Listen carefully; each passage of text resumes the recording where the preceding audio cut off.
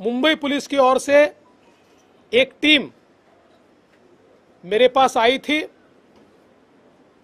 23 मई 2021 को महाराष्ट्र में हुए तबादले घोटाले के कागजातों को मैंने केंद्रीय गृह सचिव को सौंपा था। एक प्रेस कॉन्फ्रेंस की थी, उसमें कवरिंग लेटर दिखाते हुए बताया था ये सारा सेंसिटिव मटेरियल मेरे पास है।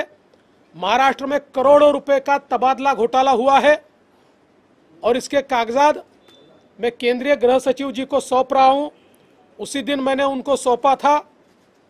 उसके बाद उससे बौखलाई हुई सरकार ने एक गुना दाखिल किया कि कागज बाहर कैसे गए, और उस सिलसिले में आज मेरे पास मेरा स्टेटमेंट रिकॉर्ड करने टीम आई थी। मैंने उस टीम को सारा जवाब दिया है। इससे पहले उन्होंने मुझे एक क्वेश्चनायर भेजा था, लेकिन आज जो टीम आई थी उसने उस क्वेश्चनायर की जगह, जो क्वेश्चनायर बिल्कुल एक साक्षी की तरह था, उसकी जगह एक ऐसे क्वेश्चनायर को लेकर वो आए थे कि जिसमें उनका मंसूबा मानो मैंने ही ऑफिशियल सीक्रेट एक्ट का उल्लंघन किया हो और मैं ही आरोपी हूं, इस प्रकार के सवाल मुझसे पूछे गए। लेकिन मैंने सारे सवालों का जवाब दिया है और मैंने उनको साफ बताया है कि मैंने कागजात ये प्रेस को नहीं दिए हैं, मैंने प्रेस में अनाउंस करके कॉम्पिटेंट अथॉरिटी को दिए हैं।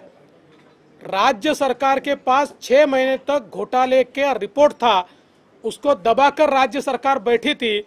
मैंने उस रिपोर्ट को बाहर निकाला, तो बाहर निकालने के बाद मैं उसको राज्य सरकार को तो सौंप नहीं सकता था क्योंकि वही घोटालेबाज थे, इसलिए।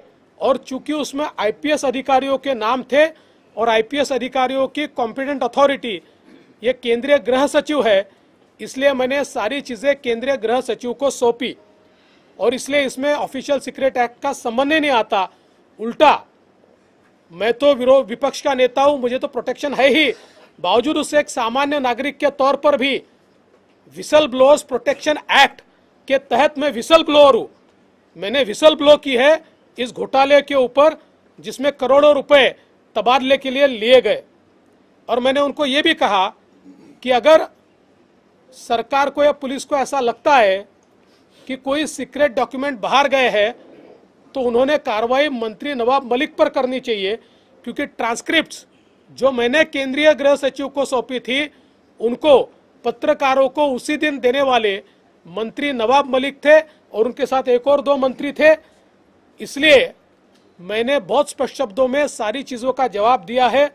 मुझे यह लगता है कि जिस प्रकार की बातें मैं लगातार सदन में उठा रहा हूं, जिस प्रकार से सरकार के मंत्री की दाऊद के गुर्गों के साथ हिस्सेदारी मैंने दिखाई, जिस प्रकार से सरकार के विपक्ष को केसेस में फंसाने के षड्यंत्र को मैंने ध्वस्त किया, इससे बौखलाई हुई सरकार ये मानती है कि इस प्रकार का नोटिस देकर मुझे दबाव में वो ला सकेगी।